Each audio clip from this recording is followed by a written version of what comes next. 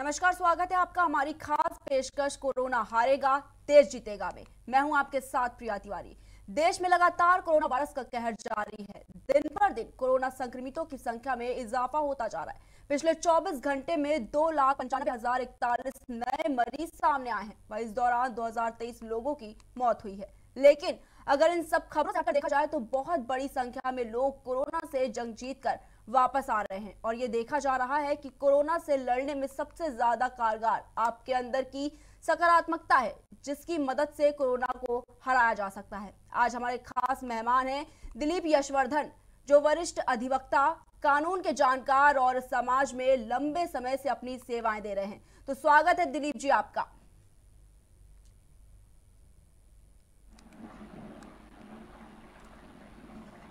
Sir, बहुत बहुत स्वागत है आपका। जिस तरह से लगातार कोरोना के मामले बढ़ते जा रहे हैं, कैसे देख रहे हैं आप इसको? प्रिया जी, कोरोना को आप कई नज़र से देख सकती हैं। एक तो आप सरकार की नज़र से, जिस पार्टी की सरकार है उसके प्रतिनिधियों की नज़र से, और समाज की नज़र से, और वास्तविकता की नज़र से। अगर आप सरकार और समाज के प्रतिनिधियों की बात करेंगे तो कोरोना बहुत कंट्रोल में और किसी को कोई परेशानी नहीं है। लेकिन वास्तविक, इसको नेगेटिविटी नहीं कहेंगे, लेकिन वास्तविकता से मुंह नहीं मोड़ा जा सकता। जो स्थिति इस समय दिख रही है लखनऊ में, दिल्ली में, महाराष्ट्र में, पूरे भारत में जो स्थिति बनी हुई है, और कोरोना के आउट ऑफ कंट्रोल होने का कारण सबसे बड़ा ये है कि इस समय सुविधाओं की कमी है। मैं ये मानता हूं कि अगर एकदम से कोई क्राइसिस आ जाती है देश के अंदर, तो सरकार के लिए उस लेवल पर सबके लिए सुविधाएं मुहैया कराना बहुत मुश्किल होता है। लेकिन कुछ ऐसी चीजें हैं जिनको सरकार तुरंत कंट्रोल कर सकती है, जैसे ये जो दवाइयों की कालाबाजारी हो रही है, दवाइयों की चोरी हो रही है, ऑक्सीजन की अवेलेबिलिटी नहीं हो पा रही है, ये सारी चीजें सरकार की तरफ से कंट्रोल करी जा सकती हैं। और इसके साथ साथ जो एडमिनिस्ट्रेशन है, एडमिनिस्ट्रेशन का जो हेल्पफुल बिहेवियर है वो जरूर होना चाहिए, जिसकी लोगों में कमी दिख रही है, जिसकी वजह से लोग ज्यादा परेशान हैं।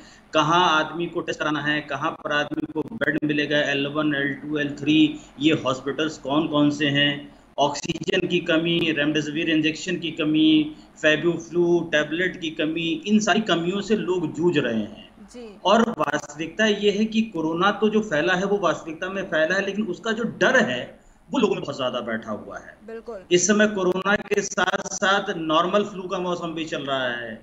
अगर किसी को बुखार जरा सा आ जा रहा है, किसी को खांसी हो जा रही है, गले में जरा सी खराश हो जा रही है, तो आदमी के दिमाग में सबसे पहला ख्याल यही आ रहा है कि उसको भी कोरोना हो गया है। बिल्कुल। तो बहुत सारे लोग इस नेगेटिविटी की वजह से बीमार पड़ जा रहे हैं, और जो थोड़ा कमजोर दिल वाले लोग हैं, जिनकी इम्यूनिटी वीक है या जो मानसिक रूप से कमजोर हैं, वो अपने आसपास समाज में होने वाली मौतों को देख करके, होने वाली घटनाओं को देख करके, और इन सारी चीजों को सुन कर कहीं ना कहीं संक्रमण से ग्रसित हो जा रहे हैं। और मुझे लगता है कि बहुत सारे लोग इस शौक में चले जा रहे हैं कि अगर उनको हो गया तो क्या होगा, या ऑक्सीजन का जरा सा लेवल घटा। तो ये देखिए, एक साइंटिफिक रिसर्च भी है कि जब आप नेगेटिव सोचते हैं या आपके सामने कोई नेगेटिव चीज हो रही है और आप नेगेटिव माहौल में रह रहे हैं, तो आपके अंदर वो नेगेटिव केमिकल्स जनरेट होते हैं जो आपकी शरीर की इम्यूनिटी को कम करते हैं। तो इस समय बीमारी है, इसको नकारा नहीं जा सकता है।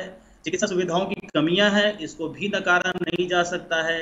लेकिन फिर भी मैं ये कहूंगा कि जो लोग ठीक हैं वो लोग कम से कम समाज में अच्छी बातों को फैलाएं। अपनों का दुख है, मेरे 12 से 15 लोग जो इस समय गोलोक निवासी हो गए, बहुत खास लोग हैं जो इस कोरोना की वजह से स्वर्ग से धार गए। लेकिन उसके बावजूद भी मैं दूसरी सच्चाई को नकार नहीं रहा हूं। जो जा रहा है उसको रोकना मेरे हाथ में नहीं है, किसी के हाथ में भी नहीं है। बिल्कुल। या आज अगर कोई कमियां हैं तो मैं इंसान, मैं एक आम सिटीजन होकर के लोगों को ढांढस बता सकता हूं, लेकिन मैं किसी को इंजेक्शन अवेलेबल नहीं करा पा रहा हूं, मैं किसी के लिए ऑक्सीजन नहीं दिलवा पा रहा हूं। लेकिन मैं हौसला बढ़ाने की कोशिश कर रहा हूं। वो हौसला उस मरीज को काम आए ना आए, लेकिन उसके जो साथ वाले तीमारदार हैं उनको जरूर एक ढाढ़स दिलाता है कि हाँ, 4 लोग मेरे साथ खड़े हैं, कहीं ना कहीं मेरी बात को सुन रहे हैं। तो एक पॉजिटिव एनर्जी उसके अंदर जनरेट होती है, लड़ने की क्षमता पैदा होती है। आप अपने चारों तरफ अगर नेगेटिव चीजें ही देखेंगे तो आप बहुत हौसला लेकर के जाएंगे तो भी आप टूट जाएंगे, और जब आप टूटेंगे तो कोरोना आपको और तोड़ देगा। बिल्कुल। लेकिन देखिए दिलीप जी, जिस तरह से लोग अब होम आइसोलेट हैं या उसमें कहीं ना कहीं लोग डिप्रेशन का शिकार होते जा रहे हैं, क्योंकि लगातार वो एक निगेटिवनेस में रह रहे हैं, वो अकेले रह रहे हैं, जिससे कई तरह के जो तस्वीरें आजकल देख रहे हैं, क्योंकि लगातार जिस तरह से आंकड़े सामने आ रहे हैं, मृतकों की संख्या में इजाफा हो रहा है, तो कहीं ना कहीं लोग जो आइसोलेट है वो भी डिप्रेशन में जा रहे हैं। तो इससे कैसे उभरा जा सकता है? प्रिया जी, एक सच्चाई है ये बात जो आपने कही, उस बात के जवाब में मैं ये जरूर कहना चाहूंगा कि आज लोग कोरोना की वजह से आइसोलेट हो रहे हैं। लेकिन सच्चाई ये है कि आज की डेट में हम इस कोरोना के जो 15 दिन 1 महीना इसको निकाल दें तो लोग सामाजिक रूप से वैसे भी आइसोलेट होते जा रहे हैं, एक दूसरे से अपने को आइसोलेट करते जा रहे हैं, अपने आप तक में सीमित होते चले जा रहे हैं। इस समाज में अगर मिलने जुलने का सिलसिला बना रहता तो आप आइसोलेट बीमारी की वजह से होते, लेकिन सामाजिक रूप से आइसोलेट नहीं होते। आपको 4 आदमी आपके साथ खड़े होने वाला होता तो समाज में आपको जुड़ के रहने की भी जरूरत है। कहीं ना कहीं हमको एक ये सीख भी मिल रही है। और आज सबसे बड़ी बात है कि जो न्यूक्लियर फैमिलीज हैं, जहां मियाँ बीबी और 2 बच्चे रह रहे हैं, और अगर संक्रमण घर में गया है तो चारों के चारों संक्रमित हैं, तो उनके सामने सबसे बड़ी समस्या कि उनकी जो मूलभूत सुविधाएं, उनको खाना कौन दे, उनको दवाई कौन दे, अगर बाजार से उनको कोई सामान लेकर के आना है, दवाई लेकर के आना है, वो कौन ला करके दे। तो ये जो माहौल बन जा रहा है, इस माहौल से लोग और ज्यादा बीमार होते चले जा रहे हैं। बिल्कुल, क्योंकि कहीं ना कहीं लोग अब अकेले पड़ते जा रहे हैं, जिस तरह से जो होम आइसोलेट हो रहे हैं या कहीं भी, तो वो अपने परिवार के साथ साथ जो और भी लोग हैं उनसे दूर होते जा रहे हैं। तो कहीं ना कहीं उनको भी ये भय सताने लगा है कि क्या ये जो इस तरह की तस्वीरें आ रही हैं वो कहीं ना कहीं उनको काफी डराती हैं। हाँ, बिल्कुल डराती हैं। और देखिए, एक जो रोटी कपड़ा मकान की चिंता है वो हर व्यक्ति और हर परिवार को सताती है।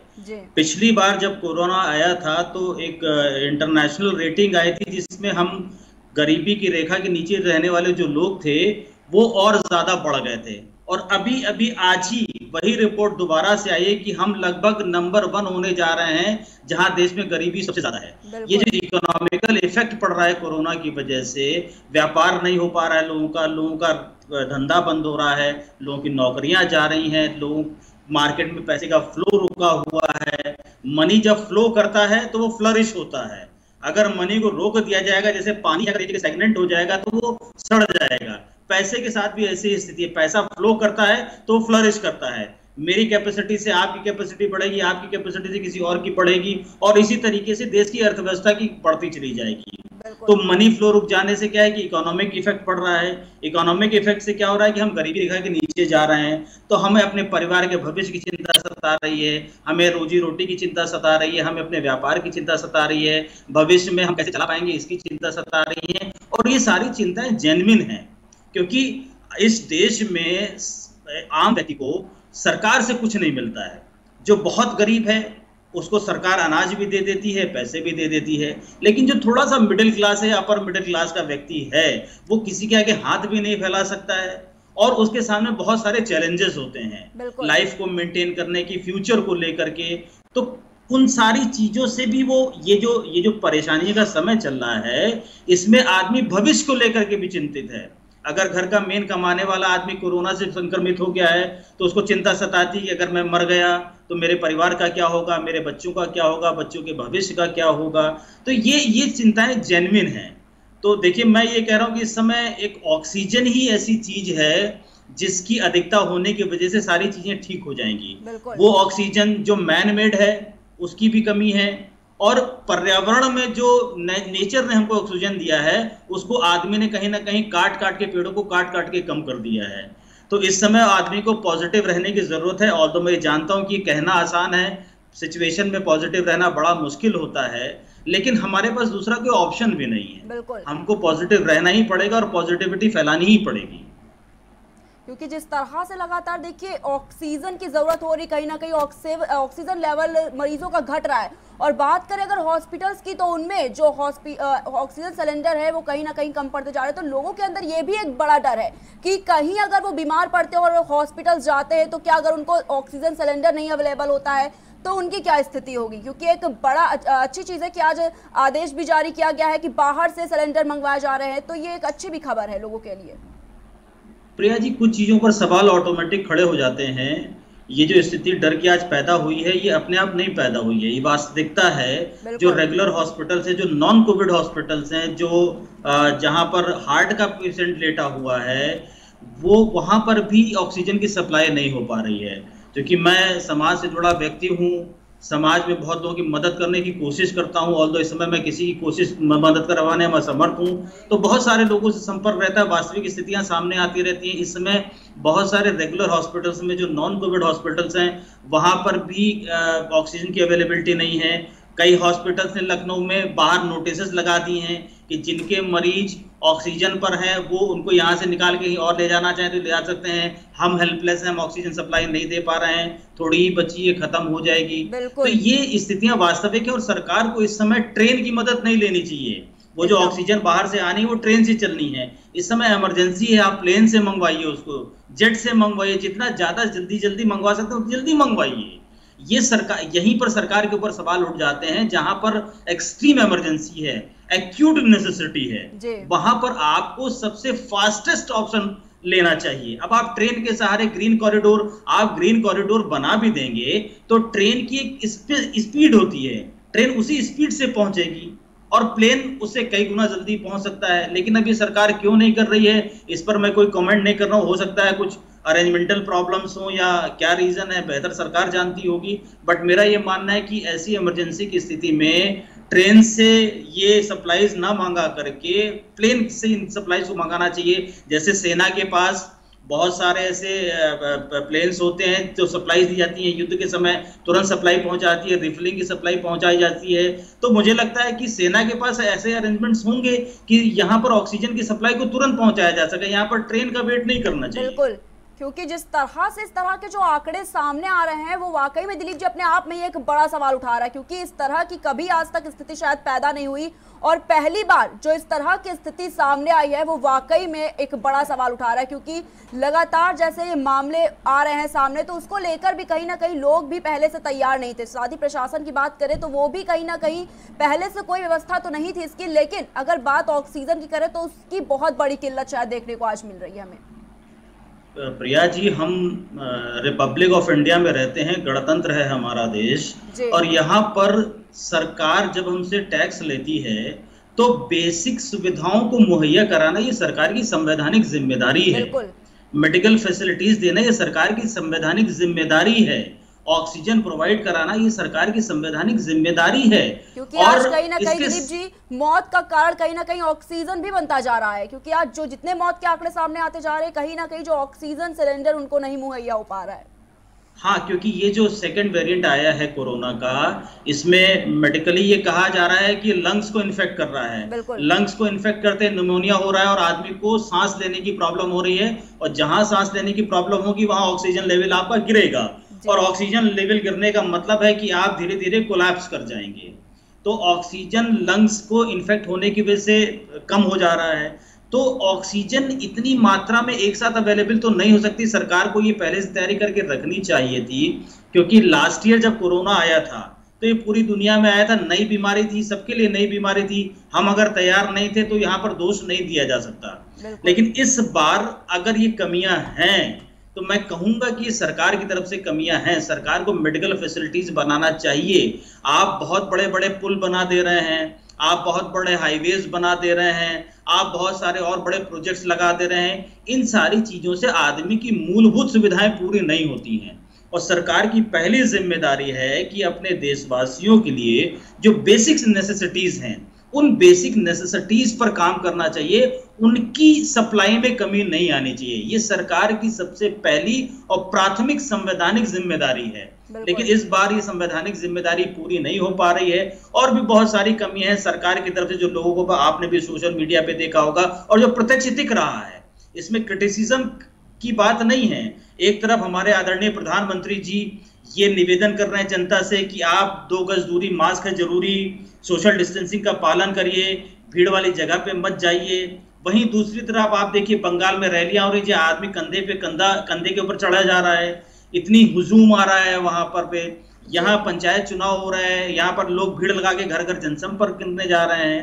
तो ये सारी चीजें मैं कहता हूं कि राजनीतिक पार्टियों को अगर अपनी तरफ से कोई एक्शन नहीं ले रहे हैं, तो इस देश में बहुत सारी संवैधानिक व्यवस्थाएं करी गई हैं, बहुत सारी संवैधानिक एजेंसीज ऐसी हैं जिनका देखना यही काम है। और इलेक्शन कमीशन जो एक कॉन्स्टिट्यूशनल बॉडी है इस देश की, उसकी ये कॉन्स्टिट्यूशनल ड्यूटी है कि इलेक्शंस को फेयर रूप से कराए।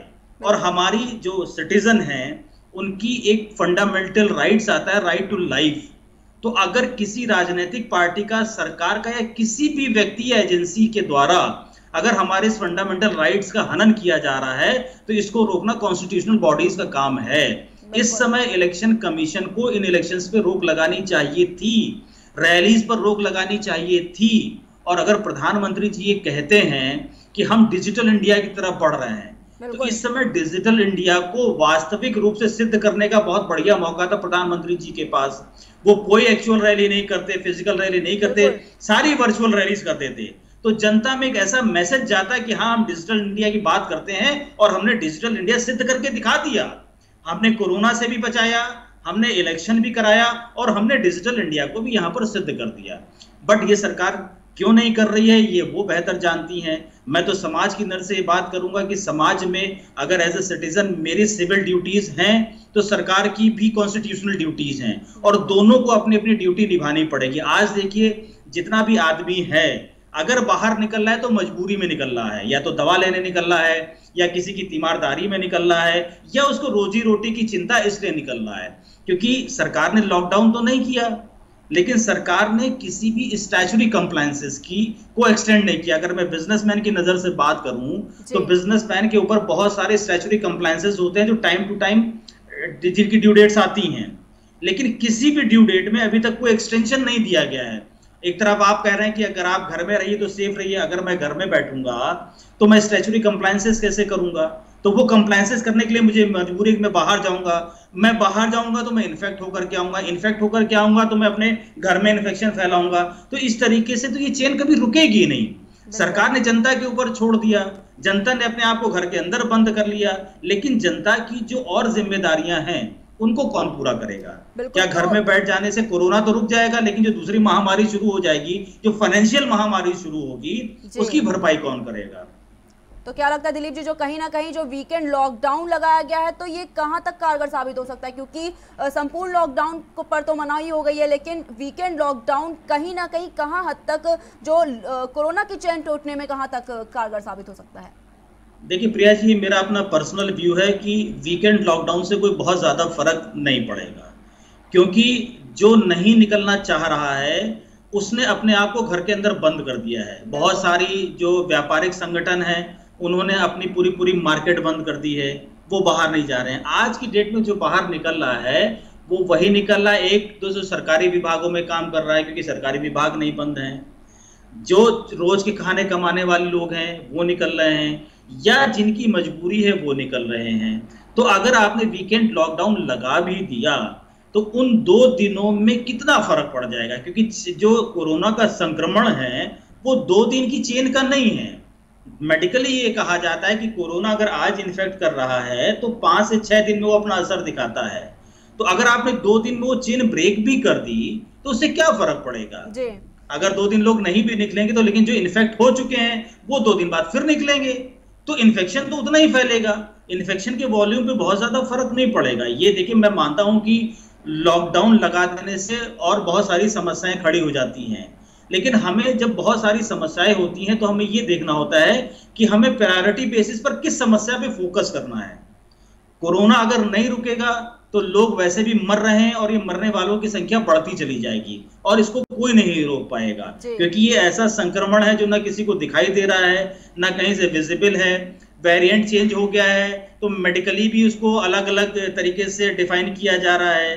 हमारी जो वैक्सीन है वो हमें प्रोटेक्ट तो कर रही है लेकिन रोक नहीं पा रही है। अब वैक्सीन लगने में भी इतना बड़ा देश है, बहुत समय लगेगा, तब तक कितने लोग मर जाएंगे पता नहीं है। तो अगर 15 दिन, लेकिन एक बड़ा सवाल ये उठता है यहाँ पर कि जैसे लोग वैक्सीन की दोनों डोज ले रहे हैं, उसके बावजूद भी कहीं ना कहीं वो कोरोना से संक्रमित होते जा रहे हैं, तो कहीं ना कहीं लोगों को भी ये भय सता रहा है कि क्या वैक्सीन संपूर्ण तरीके से कारगर नहीं साबित हो रही है?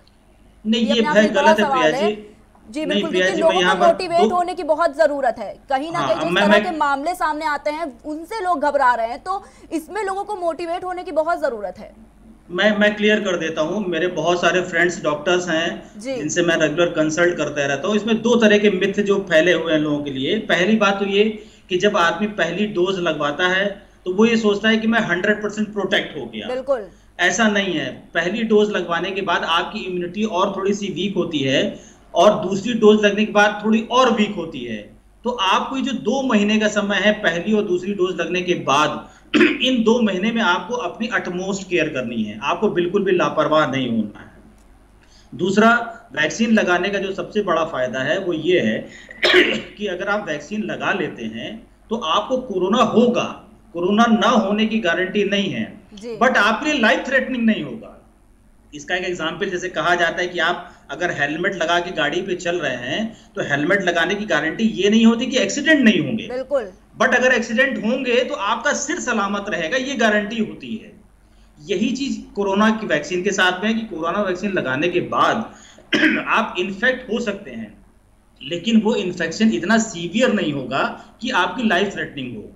ये एक रियलिटी है वैक्सीन के बारे में। बिल्कुल, क्योंकि बहुत अच्छा संदेश आपने दिया, क्योंकि लोगों को कहीं ना कहीं जागरूक होने की भी बहुत जरूरत है। लोग बिना मास्क के सड़कों पर घूमते हैं, सोशल डिस्टेंसिंग का पालन नहीं करते, तो कहीं ना कहीं वो खुद ही कोरोना को दावत दे रहे हैं। लोग कहीं ना कहीं बिल्कुल लापरवाही बरत रहे हैं कि लगातार प्रशासन भी लगातार अभियान चला रहा है, चालान भी काटा जा रहा है और उसके साथ में कई तरह के ऐसे अभियान चल रहे हैं, लेकिन उसके बावजूद भी लोग कहीं ना कहीं लापरवाही बरत रहे हैं। तो कहीं ना कहीं लोग जिस तरह से लापरवाही बरत रहे हैं तो उनको भी जागरूक होने की काफी जरूरत है। नहीं, बिल्कुल जरूरत है। आप देखिए समाज में जिस तरीके से मौतें हो रही, जिस तरीके से परेशानियां व्याप्त हैं, जिस तरीके से लोग ग्रसित होकर के त्राहिमाम कर रहे हैं, अगर इसको देखने के बाद भी किसी इंसान को समझ ना आए, बिल्कुल, तो उसको पागल के अलावा कुछ नहीं कहा जा सकता है। जो प्रत्यक्षदर्शी हो, जो अपने आसपास देख रहा है इन सारी चीजों को होते हुए, उसके बाद भी अगर वो इन प्रोटोकॉल्स का पालन नहीं करता है तो ये क्राइम है। देखिए, जनता के ऊपर भी सिविल रिस्पॉन्सिबिलिटीज होती हैं। सिविल रिस्पॉन्सिबिलिटीज अगर हम नहीं निभाते हैं तो हम कहीं ना कहीं क्राइम कमिट कर रहे हैं। मेरी आजादी वहां तक अच्छी होती है जहां से किसी और को परेशानी ना हो। अगर मेरी आजादी से किसी को परेशानी होती है तो मेरी आजादी नहीं मानी जाएगी, मुझे ड्यूटी बाउंड होना पड़ेगा। बिल्कुल, तो आज अगर मैं मास्क नहीं लगा रहा हूं तो सिर्फ मुझे नुकसान नहीं है, मैं संक्रमित होकर के कितने लोगों को संक्रमित करूंगा मैं नहीं जानता हूं। तो मुझे प्रोटेक्शन लेना मेरे लिए स्टैच्यूरी बाइंडिंग है। बिल्कुल, क्योंकि एक बड़ा सवाल ये भी है कि अगर एक व्यक्ति लापरवाही करता है तो कहीं ना कहीं उससे 10 लोग प्रभावित होते हैं, तो ये भी एक बड़ा सवाल है। तो लोग ये कहीं ना कहीं भूल जा रहे हैं और जो सरकार की गाइडलाइंस है उनका उल्लंघन करते पा रहे हैं, क्योंकि लगातार इस तरह के जो खबरें भी सामने आ रही हैं कि कहीं ना कहीं लगातार तो जागरूकता चलाया जा रहा है, लेकिन लोग भी लापरवाही बरतने से बाज नहीं आ रहे। देखिए, सरकार की ड्यूटी अवेयरनेस करना है। पहले पार्ट पर सरकार उस पार्ट पर अपना काम कर रही है। सरकार किसी का हाथ पकड़ के घर में नहीं बैठाएगी या किसी का हाथ पकड़ के मास्क नहीं लगाएगी, ये इंसान को खुद करना पड़ेगा। अवेयरनेस के पार्ट पर सरकार अपना काम कर रही है, लेकिन अब सेकंड पोर्शन आता है जहां पर सरकार को ही काम करना है। जो फैसिलिटीज हैं, जो मेडिकल फैसिलिटीज हैं, जो दवाइयों की कालाबाजारी हो रही है, दवाइयों की चोरी हो रही है, ये सारा रोकना समाज का काम है। यहाँ जनतंत्र का काम नहीं है। लेकिन किस तरह से दिलीप जी, ये जो आपने बड़ा सवाल बताया है कि वाकई में जिस तरह के आज इंजेक्शंस नहीं मिल रहे हैं, जो ऑक्सीजन सिलेंडर है उनकी चोरी हो रही, तो आखिर इसको किस तरीके से रोका जा सकता है? प्रिया जी, आजादी के 72 साल बाद 72-75 साल हो गए और इस देश में इतनी ज्यादा सिक्योरिटी और इंटेलिजेंस एजेंसीज हैं, प्रदेश में भी और केंद्र में भी, और 3000 से ज्यादा कानून हैं। अगर इतने कानून, इतने सिक्योरिटी एजेंसीज बनाने के बाद भी अगर सरकार जो फुल मेजोरिटी में है, जो पूरी ताकत में है, अगर वो चोरी नहीं रोक पा रही है तो ये सरकार की कमजोरी है। इतना बड़ा तंत्र इस देश के पास है, ये तंत्र मिलकर के अगर इस आकस्मिक मौके पर चोरियां नहीं रोक पा रहा है तो ये तो सरकार का फेलियर है। इसके लिए जनता क्या करेगी? बिल्कुल, क्योंकि आज 500 का इंजेक्शन 5000 रुपए में बिक रहा है, 80,000 रुपए में बिक रहा है। रेमडेसिविर का इंजेक्शन 80,000, 25,000 रुपए में बिक रहा है जी। ये कंट्रोल करना तो सरकार का काम है, यहाँ पर जनता का कोई रोल नहीं है। आपका पुलिस है, आपके पास सीबीआई है, आपके दुनिया भर की एजेंसीज हैं जो आपने लगा रखी हैं, वो अगर वहां इंटेलिजेंस के बड़े बड़े लोग बैठ करके इन छोटी सी चोरी को नहीं पकड़ पा रहे हैं, जबकि ये खुलेआम बिक रही हैं। आदमी अगर बेच रहा है तो किसी ना किसी से संपर्क कर रहा है ना। आपके पास फोन टैप करने की पूरी सुविधा है, आप किसी को कहीं से कभी भी पकड़ के इंटरोगेट कर सकते हैं, आपको ग्रे मार्केट कहाँ है ये भी पता है, कैसे कालाबाजारी होती है ये भी पता है। और अगर इस इमरजेंसी के टाइम पर भी आप उसको नहीं रोक पाएंगे तो फिर जनता क्या करेगी और किसकी तरफ देखेगी। अगर आज आपको कोई दिक्कत हो जाए और आप थाने जाएं और थाने वाला अगर आपको मना कर दे तो आप किसके पास जाएंगी। तो हम तो एज ए आम जनता हम तो सिक्योरिटी एजेंसीज की तरफ ही देखेंगे ना। हमें कोई दिक्कत होगी तो हम तो पुलिस की तरफ ही देखेंगे ना, कि अगर चोरी हो रही है, कालाबाजारी हो रही है तो ये पुलिस रोके। हर चीज को रेगुलेट करने के लिए एक एजेंसी बनी है, इंडियन मेडिकल एसोसिएशन एक अलग बना हुआ है, पुलिस की एजेंसीज अलग हैं, सारी गवर्निंग बॉडीज हैं, सिक्योरिटी एजेंसीज हैं। अगर ये सब मिलकर के भी इस इमरजेंसी के टाइम पर दवाइयों की कालाबाजारी नहीं रोक पा रहे हैं तो ये तो सिस्टम का फेलियर कहलाएगा एकदम। लेकिन कहीं ना कहीं जिस तरह से लोग अब बहुत ज़्यादा डिमोटिवेट हो रहे हैं, आपको बता दें जैसे कि कल प्रधानमंत्री नरेंद्र मोदी ने जिस तरह से कोरोना काल में जनसभा को एक संबोधित किया, तो क्या लगता है कितना पॉजिटिवनेस लोगों तक पहुंची है? नहीं, देखिए, कल तो मोदी जी ने लोगों को निराश किया था, कोई पॉजिटिवनेस उन्होंने नहीं फैलाई। जो बातें उन्होंने कही ये बातें हर आदमी जानता है। आपको इस समय ये कहने की जरूरत नहीं थी कि आप ये करिए, वो हर आदमी जान रहा है। हर व्यक्ति को पता है कि मास्क लगाना है, उसके बाद नहीं लगा रहा है तो आपके कहने से नहीं लगा लेगा वो। इस समय मोटिवेशन की जरूरत नहीं है, मोटिवेशन आपको यथार्थ पे करके दिखाना है। जिसके परिवार का आदमी मर रहा है उसको आप प्रवचन देंगे तो वो प्रवचन नहीं सुनेगा आपका, उसको प्रवचन नहीं सुनना है, उसे अपना जीवन चाहिए। अगर आप वो जीवन नहीं मुहैया करा पा रहे हैं, उस समय उसको अगर लाइफ सेविंग ड्रग की जरूरत है तो वो लाइफ सेविंग ड्रग से ही मोटिवेट होगा, किसी की बातों से मोटिवेट नहीं होगा। अगर मेरे परिवार का आदमी मर रहा है तो मुझे प्रवचन नहीं अच्छे लगेगी, मुझे वो छोटी सी टैबलेट अच्छी लगेगी, वो छोटा सा इंजेक्शन अच्छा लगेगा, वो दे दीजिए, बातें मत सुनाइए मुझको। तो इस समय सरकार के पार्ट पर मोटिवेशन से ज्यादा अरेंजमेंट्स करने की जरूरत है, जो मेडिकल सुविधाओं की जरूरत है, इन सब चीजों की जरूरत है, क्योंकि आदमी बहुत परेशान है इस समय। देखिए, साइकोलॉजिकली भी परेशान है, मेडिकली भी परेशान है, और परेशानी वास्तविक है। और इतनी पेंडेमिक की स्थिति में आदमी पॉजिटिव रह पाए ये बहुत मुश्किल होता है। बातों में कह देना और स्थिति को देख पाना, इन दोनों चीजों में बड़ा अंतर होता है। आप देखिए, अगर मैं राजनीतिक पार्टियों की बात करूं, आप लोगों से कह रहे हैं कि आप सारी चीजें छोड़ करके कोरोना प्रोटोकॉल का पालन करिए और सिर्फ अपनी बीमारियों पर, अपने घर परिवार पर ध्यान दीजिए, अपने आप को आइसोलेट कर लीजिए, घरों के अंदर बंद हो जाइए। तो ये काम तो पहले राजनीतिक पार्टियों को भी करना चाहिए ना। मैं सारी राजनीतिक पार्टियों की बात कर रहा हूँ। ये जो इलेक्शंस का माहौल बना हुआ है, ये जो चाहे 5 राज्यों के चुनाव थे, चाहे बंगाल के चुनाव थे, चाहे उत्तर प्रदेश में पंचायत के चुनाव थे, सारी राजनीतिक पार्टियां इलेक्शन लड़ रही थी। यहाँ भारतीय जनता पार्टी की बात नहीं है, लेकिन किसी राजनीतिक पार्टी ने इलेक्शन कमीशन के पास एक चिट्ठी नहीं भेजी कि इलेक्शंस को पोस्टपोन कर दिया जाए। ये तो सारी राजनीतिक पार्टियों की जिम्मेदारी थी, क्योंकि आप सब अपने को जनता का प्रतिनिधि कहते हैं। अगर आप जनता का प्रतिनिधि कहते हैं तो आपको जनता की चिंता होनी चाहिए। तो आप सब लोग मिलकर ये कोशिश करते हैं कि इलेक्शंस पोस्टपोन हो जाए, लेकिन किसी ने कोशिश नहीं करी। हरिद्वार में कुंभ हो रहा है, अरे धर्म तो तब बचेगा ना जब धर्म मानने वाला बचेगा। तो मनुष्यता से बड़ा कौन सा धर्म है, और मनुष्य से बड़ा कौन आदमी हो सकता है जिसको आपको पूजना चाहिए। सबसे बड़ी बात मनुष्यता ही सबसे बड़ा धर्म हमारे ग्रंथों में कहा गया है। परहित सरिस धर्म नहीं भाई। तो ये परहित आप किसके लिए करेंगे? इंसान के लिए ही तो करेंगे। लेकिन राज्य सरकार एडमिट थी कि हम 30 अप्रैल तक पूरा हम कुंभ कराएंगे। ये तो कहिए एनी हाउ खत्म हो गया। तो यहाँ पर राजनीतिक पार्टियों की जिम्मेदारी, जनता के प्रतिनिधित्व की जिम्मेदारी, सरकार की जिम्मेदारी और जनता की जिम्मेदारी, सबकी जिम्मेदारी है। हर आदमी अपनी अपनी जिम्मेदारियों के निर्वहन करे। इस समय जनता बहुत हद तक अपनी जिम्मेदारियों का निर्वहन कर रही है। जो अपने आप को घरों में रेस्ट्रिक्ट कर सकते थे, जिनके पास संसाधन हैं, उन लोगों ने अपने आप को घरों में सेल्फ लॉकडाउन कर दिया है। ऑफिसेज बंद कर दिए हैं, दुकानें बंद कर दी हैं, बिजनेस बंद कर दिया है। अब वो सरकार को बिजली का बिल भी देंगे, हाउस टैक्स भी देंगे, वाटर टैक्स भी देंगे, अपने एम्प्लॉयज की सैलरी भी देंगे। वो अपनी सारी जिम्मेदारियों का निर्वहन करेंगे, क्योंकि उनको कराने के लिए सरकार ने स्टैच्यूटरी बाइंडिंग कर रखी है। वहां पर सरकार उनको कोई रिलैक्स नहीं करेगी कि आप 1 महीने का बिजली का बिल मत दीजिए। आपकी फैक्ट्री बंद थी, आपकी दुकान बंद थी, तो ये मिनिमम बिल यही माफ कर दिया जाए आपका, वो भी नहीं माफ होगा। और आपको डेट भी नहीं बढ़ाई जाएगी, आपको देना भी टाइम से है।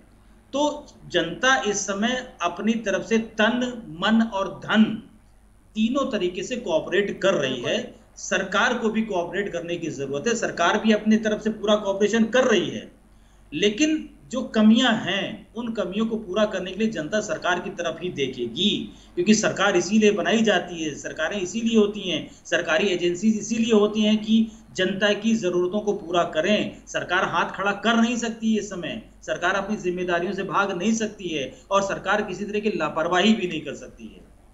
जी, तो क्या लगता है अगर राजनीति चीजों को यहाँ से हटाकर अगर देखा जाए तो किस तरह से जो देश है हम कैसे जीत सकते हैं कोरोना से? क्योंकि एक बड़ा सवाल हो गया, हर तरफ कोरोना का ही कहर जारी है। अगर बात करें हर तरफ तो उत्तर प्रदेश से लेकर जो अगर लखनऊ में वहां के आंकड़े तो लगातार बढ़ते जा रहे हैं, वहीं शमशान घाटों पर लंबी कतारें लगी हुई हैं। तो कहीं ना कहीं ये निराशा की जो तस्वीर सामने आ रही है वो अपने आप में एक सवाल खड़ा करती है। हाँ, सही कह रही प्रिया जी। देखिए, उसका कारण यह है कि अब जो दिन पर दिन केसेस बढ़ रहे हैं, अब कारण ये है कि लोग इन्फेक्ट होकर के अपने घरों में पहुंच गए हैं, और अगर आप घर में हैं तो आपने अपने घर के लोगों को इन्फेक्ट कर दिया है, और वो कोई एसिम्प्टोमेटिक है, नहीं पता चल पा रहा है, तो इसलिए संक्रमण बहुत ज़्यादा बढ़ गया है। और मुझे लगता है कि लखनऊ में 90% घर ऐसे होंगे जहां इन्फेक्शन है आज की डेट में। बिल्कुल। तो अगर इन्फेक्शन है तो वो बढ़ता ही जाएगा, खत्म कैसे होगा जब तक ये चेन नहीं टूटेगी।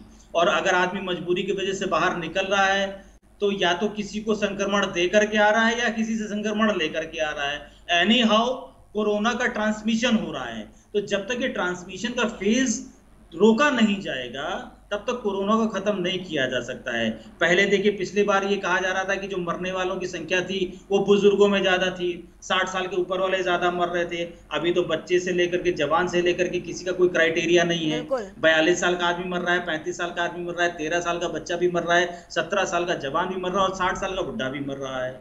तो अब एज का क्राइटेरिया नहीं है, और वेरिएंट भी चेंज हो गया है। ये मेडिकल डॉक्टर्स भी कह रहे हैं, मेडिकल रिपोर्ट्स भी आ रही हैं कि पहले वो कुछ दिनों के लिए नाक में रुकता था, तब वो लंग्स को इन्फेक्ट करता था। अभी क्या है कि वो कई बार सीधे बाईपास करके लंग्स को इन्फेक्ट कर दे रहा है, और जिसके लंग्स में इन्फेक्शन गया उसकी इम्यूनिटी वीक हुई, उसकी सांसें रुकना शुरू हो जाएंगी, ऑक्सीजन लेवल घटेगा, और अगर उसको आर्टिफिशियल ऑक्सीजन का सपोर्ट नहीं मिलेगा और वो जो दवाएं जो इन्फेक्शन को कम कर सकती वो नहीं मिलेंगी, तो वो कोलैप्स ही करेगा।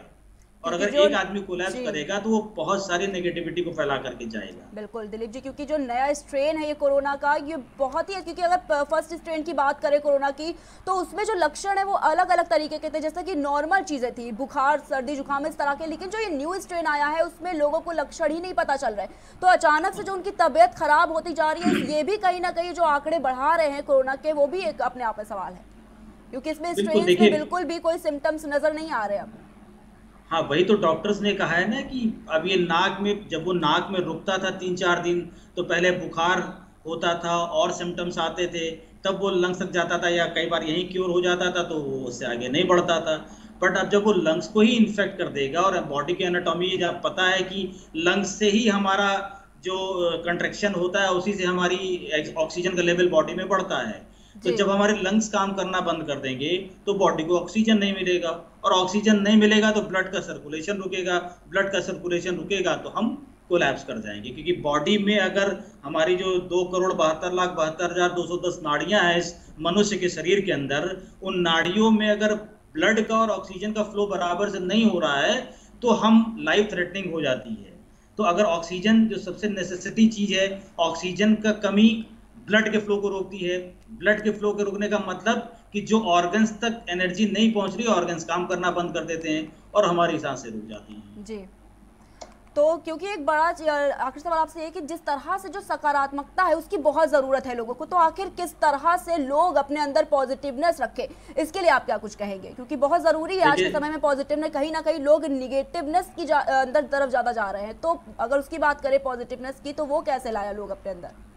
देखिए, मैं तो ये संदेश आपके माध्यम से देना चाहूँगा कि जो परेशानियां हैं वो हैं, उसको नकारा नहीं जा सकता। जो लोग संक्रमित हैं वो हैं, उनको भी नकारा नहीं जा सकता। लेकिन इन सारी चीज़ों के बावजूद ना तो दुनिया खत्म होगी, ना जीवन खत्म होगा और ना कुछ रुकेगा। तो जो लोग स्वस्थ हैं या जो लोग संक्रमित हैं लेकिन उनको बहुत ज़्यादा परेशानी नहीं है, उन्हें योग करने की ज़रूरत है। योग करिए, एक्सरसाइज करिए, मन को प्रसन्न रखिए, अच्छी बातें करिए, अच्छी बातों को फैलाइए, सोशल मीडिया पे भी अच्छी बातों को फैलाइए, सत्यता दिखाइए, सत्य दिखाना भी जरूरी है, लेकिन उसको इस तरीके से मत परोसिए कि वो आदमी को डिमोरलाइज कर दे। सत्यता भी इस तरीके से रखिए सामने कि आदमी उससे देख करके संज्ञान ले ले, सावधान हो जाए, लेकिन नेगेटिविटी में ना चला जाए, डिप्रेशन में ना चला जाए, उस बात को अपने ऊपर तुरंत लागू करके ना सोचने लगे।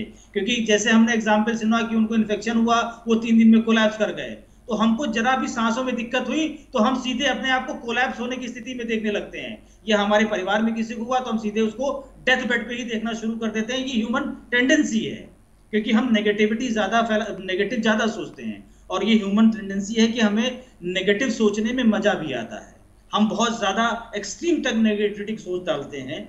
तो यहाँ पर इस समय आपको अपनी नेगेटिव सोच को रोकना है, योग करिए। और एक बहुत अच्छी चीज होती है, ऑल्दो वो हर आदमी नहीं कर पाता है, जल नीति एक चीज होती है प्रिया जी। जल नीति का प्रोसेस ये होता है कि आप हल्का सा गुनगुना पानी लीजिए, उसको एक नाक से डालिए तो वो दूसरे नाक से बाहर आ जाएगा, फिर दूसरे नाक से डालिए वो वापस दूसरे नाक से बाहर आ जाएगा। इस प्रोसेस में क्या होता है कि अगर कोरोना आपके नोजल में कहीं भी बैठा हुआ है तो वो गर्म पानी से उसकी जो इम्यूनिटी होती है, कोरोना की जो इम्यूनिटी होती है वो वीक होती है, और वो अगर पानी के फ्लो से हो सकता है आपके शरीर से बाहर भी आ जाता है। ये डॉक्टर्स ने भी इस बात को कहा है। तो मैं आपके माध्यम से कहना चाहूंगा कि जो लोग जल नीति कर सकते हैं, जो इन्फेक्टेड है वो भी करें, और जो नहीं इन्फेक्टेड है वो भी करें। बाकी जो भाप लेना है, विटामिन सी खानी है, फल खाने हैं, सात्विक भोजन करना है, ये सारी लोग कह रहे हैं ये करें। और कहीं ना कहीं लोगों का इम्यून सिस्टम बहुत ही कमजोर होता जा रहा है।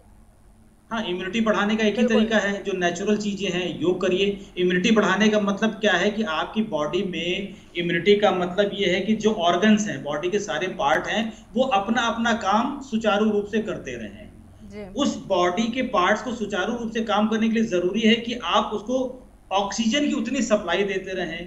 तो वो ऑक्सीजन की सप्लाई उतनी कैसे मिलेगी?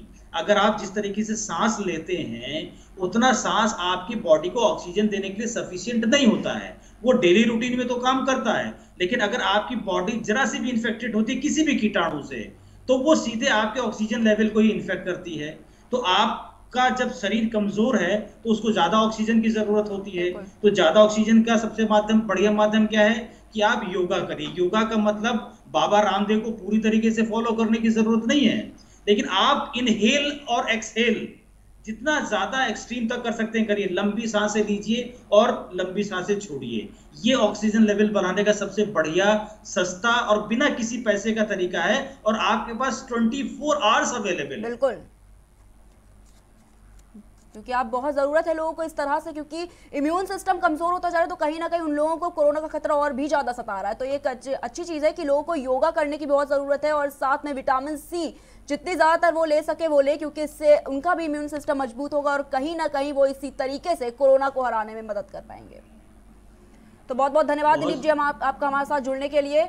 तो ये थे हमारे साथ में वरिष्ठ अधिवक्ता, कानून के जानकार और समाज में लंबे समय से अपनी सेवाएं दे रहे, तो जिन्होंने बताया कि किस तरह से लोग इम्यून सिस्टम को मजबूत करें और साथ में योगा भी करें। और जिस तरह से लोग डर रहे हैं उनको डरने की जरूरत बिल्कुल नहीं है, क्योंकि कहीं ना कहीं लोग आजकल निगेटिवनेस की तरफ जा रहे हैं। तो इसके लिए वो कहीं ना कहीं इस तीनों को भूल जाएं, क्योंकि कहीं ना कहीं जो अच्छी चीजें हैं वो भी सामने आती जा रही है। जिस तरह से मामले जो आंकड़े हैं वो भी काफी हद तक बढ़ रहे हैं, तो कहीं ना कहीं लोग ज्यादा से ज्यादा लोग ठीक होकर अपने घरों को भी लौट रहे हैं। तो फिर हम हाजिर होंगे किसी नई चर्चा के साथ, तब तक के लिए देखते रहें प्राइम टीवी।